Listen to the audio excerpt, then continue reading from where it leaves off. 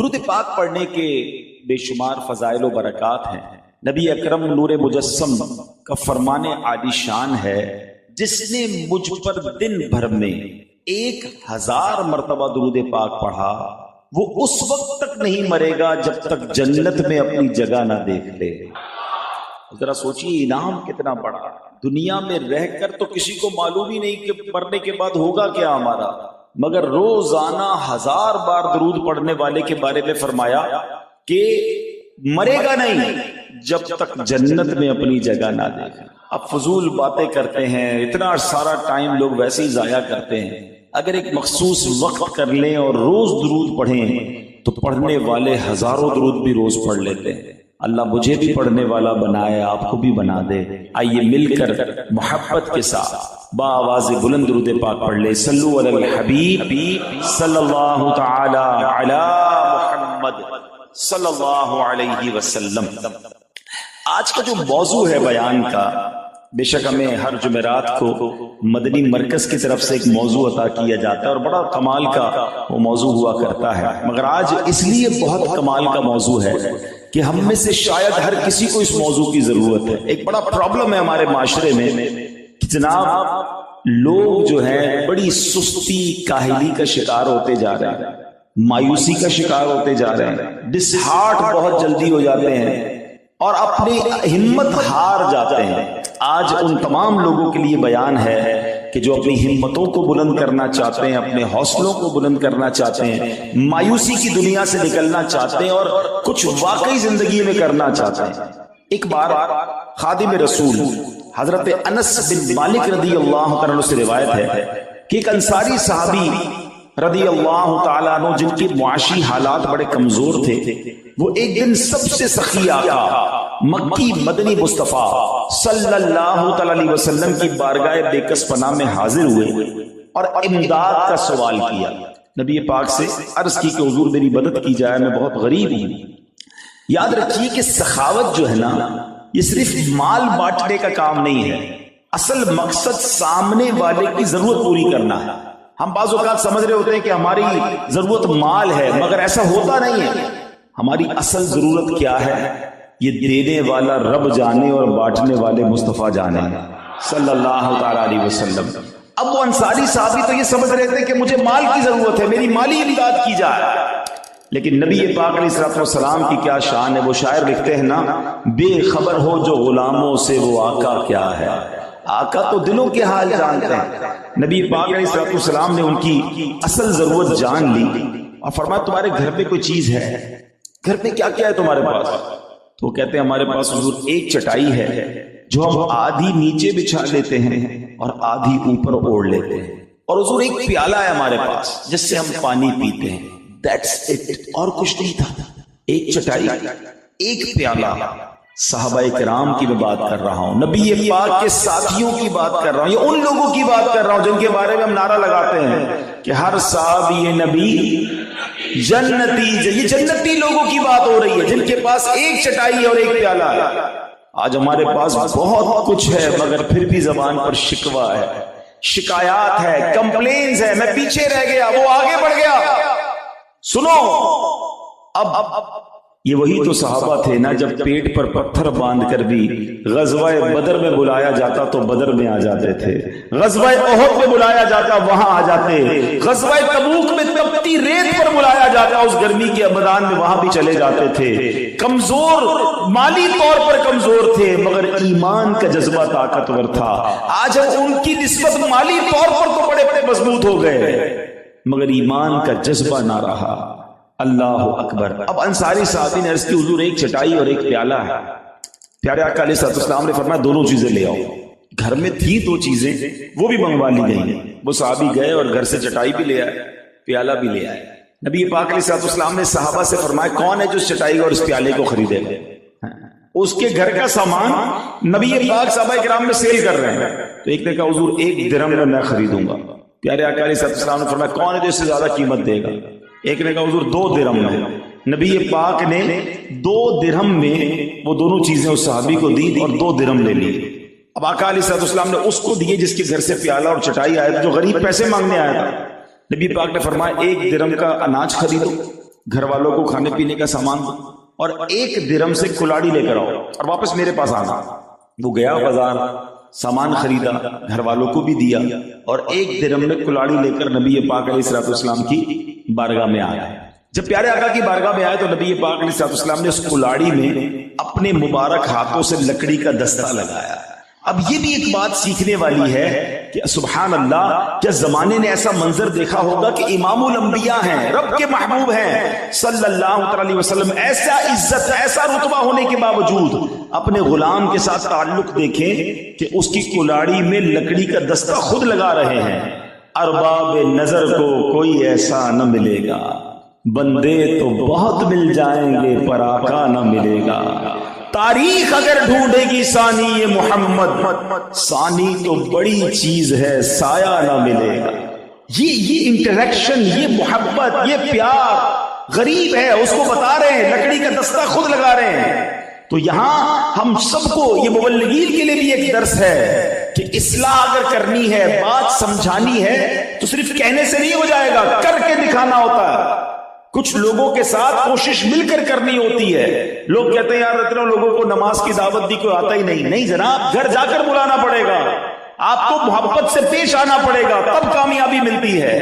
تو بہرحال نبی پاک علیہ الصلوۃ والسلام نے اس قوم کی تربیت کیسی فرمائی کہ صحابہ کو پھر وقت کا امام بھی تو بنا دیا نا۔ یہ انہی کی تربیت کا شاہکار ہے صحابہ کرام، حضرت ابوبکر صدیق، حضرت عثمان غنی، حضرت عمر مولا علی اور مزید بڑے بڑے صحابہ کرام۔ یہ نبی پاک نے ایسی تربیت کی کہ وہ زمانے کے امام بنے۔ تو اگر واقعی آپ کسی کی تربیت کرنا چاہتے تو صرف کہنے سے نہیں ہوتا، وقت دینا پڑتا ہے، ساتھ اس کی تربیت کرنی پڑتی ہے، اور پھر اللہ پاک اسے ایسا کمال عطا فرماتا ہے کہ تربیت کرنے والے کی بھی آنکھیں ٹھنڈی ہوتی ہیں۔ اب نبی پاک نے وہ جو کلاڑی تھی اس کے ہاتھ میں دی، فرمایا اس سے جاؤ، جنگل میں جاؤ، لکڑیاں کاٹو اور بازار میں فروخت کرو، اور 15 دن تک مجھے نظر نہیں آنا۔ 15 دن بعد وہ صحابی آیا، پیارے آقا سے عرض کرتے ہیں حضور 10 درہم کما کر لایا۔ 1 درہم کی کلاڑی لی تھی نا، 10 درہم کما لیے۔ اب نبی پاک بہت خوش ہوئے اور فرمایا تم سوال کرو، وہ سوال کل قیامت کے دن تمہارے چہرے پر داغ بنے، تمہارا اپنے ہاتھ سے کما کر کھانا اس سے بہتر ہے۔ پریکٹیکل کر کے بتایا، مانگنے والے کو کمانے والا بنا دیا۔ اور یہ بہت سارے لوگوں کے لیے درس ہے کہ ہمیں اپنے ہاتھ سے کمانا، کسی کے آگے ہاتھ نہیں پھیلانا۔ کچھ لوگوں کی عادت سی بن جاتی ہے کہ ذرا سی کمزوری، ذرا سی مجبوری آئی اور لوگوں سے سوال کرنا شروع کر دیا۔ نہیں، اسلام میں اور اللہ کی بارگاہ میں بالخصوص ہاتھ سے کام کرنے والا، اپنی کمائی کمانے والا وہ بڑا پسندیدہ ہے۔ جو کرتے ہیں محنت مشقت زیادہ، جو کرتے ہیں محنت مشقت زیادہ، خدا ان کو دیتا ہے برکت زیادہ۔ بوجھ نہ بنے کسی پر، اور کسی کے آگے کیوں ہاتھ پھیلائے۔ کیا خوبصورت بات شاعر لکھتے ہیں نا، کسی کا احسان کیوں اٹھائیں، کسی کو حالات کیوں بتائیں، کسی کا احسان کیوں اٹھائیں، کسی کو حالات کیوں بتائیں، تم ہی سے مانگیں گے تم ہی دو گے، تمہارے در سے ہی لو لگی ہے۔ التجا کرنی ہے تو اللہ کی بارگاہ میں کریں نا، اللہ کے حبیب علیہ الصلوۃ والسلام کی طرف لو لگائیں، دنیا والوں کے آگے نہیں جانا۔ تو بہرحال میرے بیچ اسلامی بھائیوں، یاد رکھیے اللہ کے آخری نبی مکی مدنی صلی اللہ علیہ وسلم نے فرمایا ان اللہ تعالی یحب العبد المؤمن المحترف۔ سنیے، فرمایا بے شک اللہ پاک طلب معاش میں تکلیف اٹھانے والے مومن کو پسند فرماتا۔ کچھ لوگ یہ سمجھتے ہیں کام کاج کرنا دین سے دوری ہے۔ نہیں، اگر حلال کما رہا ہے اور اس لیے روزی کما رہا ہے کہ کسی کے آگے ہاتھ نہ پھیلانا پڑے، یہ بھی عبادت ہے۔ بلکہ ایک بار نبی پاک علیہ الصلوۃ والسلام صحابہ کرام کے ساتھ تشریف فرما تھے، ایک نوجوان گزرا اور بڑی اپنے کام کاج میں بیزی تھا، تو کسی صحابی نے کہا کہ حضور کاش یہ بھی اللہ کی راہ میں حدیث کا خلاصہ ہے۔ تو نبی پاک علیہ الصلوۃ والسلام نے فرمایا اگر یہ اس لیے روزی کمانے نکلا ہے نا کہ اپنے بچوں کو بھوک سے بچائے، یا کسی کے آگے ہاتھ نہ پھیلائے، یا اپنے والدین کے ساتھ خیر خواہی کرے، تو فرمایا یہ اس کا چلنا پھرنا بھی اللہ کی راہ میں ہی ہے۔ ہاں، اگر یہ اس لیے کر رہا ہے کہ لوگوں پر اپنی بڑائی، اپنا تکبر، اپنی فخر کرے، جناب پیسے والا اس لیے ہوں کہ لوگوں غریب لوگوں کو دباؤں، تو فرمایا اب یہ شیطان کی راہ ہے. تو مبارک ان لوگوں کو جو اپنے ہاتھ سے کام کرتے ہیں، مزدوری کرتے ہیں یا جو بھی جاب کرتے ہیں، حلال اگر کماتے ہیں، محنت مزدوری کرتے ہیں تو اللہ کو بڑا پسند ہے. بلکہ اس طرح کی روایتیں بھی ملتی ہیں کہ جو بندہ کام کاج سے تھک کر رزق حلال کے لیے کوشش کر کے تھک کر شام کرتا ہے، وہ ایسا ہے کہ وہ مغفرت یافتہ ہو کر شام کرتا ہے. یہ ہمارا اسلام ہے. ہمارا اسلام یہ نہیں کہتا کہ جناب کسی پر بوجھ بن جائیں. آپ اپنے ہاتھوں سے کمائیں اور محنت کریں، نہ کہ سستی کریں. اور اس میں جس کو کہتے ہیں مایوس نہیں ہونا چاہیے. اللہ کریم غیب سے عطا فرماتا ہے جو رب پر بھروسہ کرتے ہیں. بہرحال حدیث پاک سنیے، الزحمت رحمہ، زحمت یعنی مشقت رحمت ہے. مگر افسوس آج تن آسان لوگ ہو گئے، آرام طلب ہو گئے، راحت پسندی ہمارے مزاج کا حصہ ہو گئی. سستی دیمک کی طرح اب کردار کو کھوکھلا کرتی جا رہی ہے. لوگ اٹھ کر گلاس پانی پینا بھی بوجھ لگتا ہے. چاہتے ہیں کہ کھانا بنا بنایا ملے، روٹی پکی پکائی ملے، کپڑے دھلے دھلائی ملے، موٹر سائیکل وغیرہ کار چلانی ہم نے ہے، مرمت کوئی اور کروا دے، سب چیزیں ریموٹ کنٹرول ہو جائیں. یہ تو دنیا کے معاملات میں سستی ہے نا. عبادت میں بھی تو سستی ہے. اب حال دیکھو تو دینی کاموں میں سستی، نمازوں میں سستی، اب علم دین سیکھنے میں سستی، قرآن پڑھنے میں سستی، سنتیں اپنانے میں سستی، قرض لے لیا تو اب قرض لوٹانے میں سستی. ہر جگہ بس سستی بھری ہوئی ہے. اللہ اکبر. اور یہ معاشرے کو دن بدن تنگی کے گہرے گھڑے میں دھکیلتی جا رہی ہے. یاد رکھیے سست اور راحت پسند آدمی کبھی کامیاب نہیں ہو سکتا. منظر چمنستان کے زیبا ہوں کہ نازیبا، محروم عمل نرگس مجبور تماشا ہے. جو کوشش کرتا ہے نا وہ منظر کو بدل سکتا ہے. تو بہرحال میرے میٹھے اسلامی بھائیوں، اللہ تبارک و تعالی قرآن مجید فرقان حمید میں ہماری رہنمائی فرماتا ہے.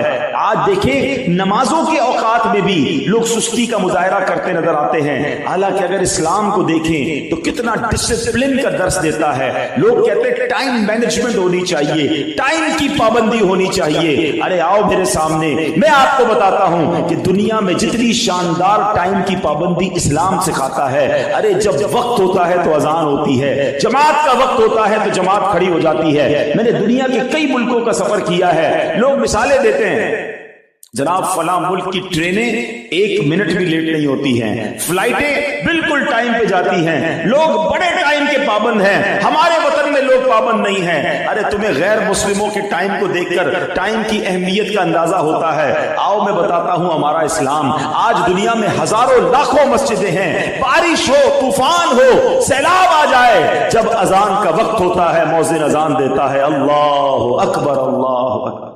بتائیں کون سی مسجد ہے جو جماعت لیٹ ہوتی ہے؟ ارے دنیا کے بڑے بڑے سسٹم لوگوں نے بنائے. ہمیں پتا ہے جناب کئی بار ایسا ہوتا ہے جہاز میں بیٹھ جاتے ہیں، موسم خراب ہے جہاز نہیں اڑ سکے گا، ٹرین میں فلاں پرابلم ہو گیا ہے، ہماری مسجد میں جماعت ٹائم سے کھڑی ہو جاتی ہے. جب افطار کا وقت ہوتا ہے لاکھوں مسلمان نہ 1 منٹ پہلے روزہ افطار کرتے ہیں. یہ کیسا اسلام کا ٹائم مینجمنٹ کا درس ہے کہ جب وقت ہوتا ہے مسلمان اپنا روزہ افطار کرتے ہیں، سحری کا وقت ہوتا ہے 1 منٹ پہلے تک تو کھا رہے ہوتے ہیں، مگر جیسے ہی وقت ختم ہوتا ہے کروڑوں ہاتھ رک جاتے ہیں. یہ کیسا شاندار ٹائم مینجمنٹ ہے. مسئلہ یہ ہے اسلام تو ٹائم مینجمنٹ سکھاتا ہے، مگر ہم نے اپنی زندگی میں ٹائم مینجمنٹ نہیں سیکھی. ہم نے وقت کا استعمال اور ڈسپلن نہیں سیکھا. حالانکہ قرآن فرماتا ہے، اللہ تبارک و تعالیٰ پارہ نمبر 5 سورہ نساء آیت نمبر 103 میں ارشاد فرماتا ہے، 103 نمبر آیت ہے، بسم اللہ الرحمن الرحیم، ان الصلاة كانت على المؤمنین کتابا موقوتا. ترجمہ کنز ایمان، بے شک نماز مسلمانوں پر وقت باندھا ہوا فرض ہے. معلوم ہوا کہ ہر نماز کا ایک خاص وقت مقرر ہے جس کا خیال رکھنا لازمی و ضروری ہے. جو لوگ وقت کا خیال نہیں رکھتے، سستی اختیار کرتے ہیں، غور کریں کہ پھر وہ اللہ کی بارگاہ میں کیسے جواب دیں گے. اور جن لوگوں کو سستی کی عادت ہے قرآن ان کے بارے میں کیا فرماتا ہے؟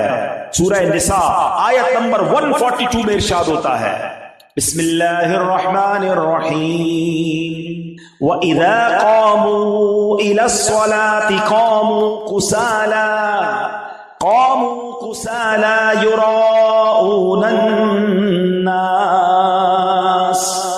ترجمہ کنز الایمان. اور جب نماز کو کھڑے ہوں تو ہارے جی سے لوگوں کا دکھاوا کرتے ہیں. اب اس آیت کے تحت تفسیر قرآن صراط الجنان دوسری جلد کے صفحہ نمبر 335 پر کیا لکھا ہے؟ منافقوں کی علامت یہ ہے کہ جب مومنین کے ساتھ نماز کے لیے کھڑے ہوتے ہیں تو مرے دل اور سستی کے ساتھ کھڑے ہوتے ہیں، کیونکہ ان کے دلوں میں ایمان تو ہے نہیں جس سے عبادت کا ذوق اور بندگی کا لطف انہیں حاصل ہو سکے. محض لوگوں کو دکھانے کے لیے نماز پڑھتے ہیں.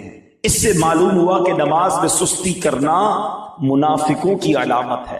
نماز نہ پڑھنا یا صرف لوگوں کے سامنے پڑھنا، جبکہ تنہائی میں نہ پڑھنا، یا لوگوں کے سامنے خشوع و خضوع سے اور تنہائی میں جلدی جلدی پڑھنا، یا نماز میں ادھر ادھر خیال لے جانا، دل جمعی کے لیے کوشش نہ کرنا وغیرہ سب سستی کی علامتیں ہیں. اب غور کریں، ایسے بھی لوگ ہوتے ہیں اول تو نماز نہیں پڑھتے ہیں تو سستی کے ساتھ، کھڑے ہوتے تو مرے دل کے ساتھ. فرمایا یہ منافقین کی نشانی. اللہ پاک اپنی بارگاہ میں حاضری کا شرف بھی دے اور خشوع و خضوع کے ساتھ دے. آپ پتہ ہے نماز میں ہم کس کی بارگاہ میں جاتے ہیں؟ اللہ کی بارگاہ میں. آپ کو کوئی بڑا منسٹر بلائے، کوئی بڑا افسر بلائے، کوئی بڑی جگہ پر جانا ہو تو کیسی تیاری ہوتی ہے؟ ارے یار فلاں نے بلایا ہے، ہاں اس سے ملاقات ہے. کبھی اس کے پاس جا کر کبھی ادھر دیکھنا ادھر دیکھنا، خیال کہیں اور نہیں ہوتا، فوکس ہوتا ہے کہ یار آج اپنی فائل پیش کروں گا، مسئلہ حل کرواؤں گا. اللہ کی بارگاہ میں آتے ہو دھیان کہیں اور ہوتا ہے. اچھا پھر مسجد میں آنے کا حال بھی بڑا برا ہے. کام کاج سے اٹھے، جیسے کپڑے ویسے آ گئے، منہ سے بدبو آ رہی، پسینہ نکل رہا ہے. اللہ کے گھر میں اس طرح آتا ہے کوئی؟ اچھا ہم کبھی دعوت میں جاتے ہیں کپڑے تیار کر کے، خوشبو لگا کر، گھر والوں کو بھی کہتے ہیں فلاں کپڑے نکالنا بھائی، فلاں جگہ پر بڑی دعوت میں جانا ہے. دنیا والوں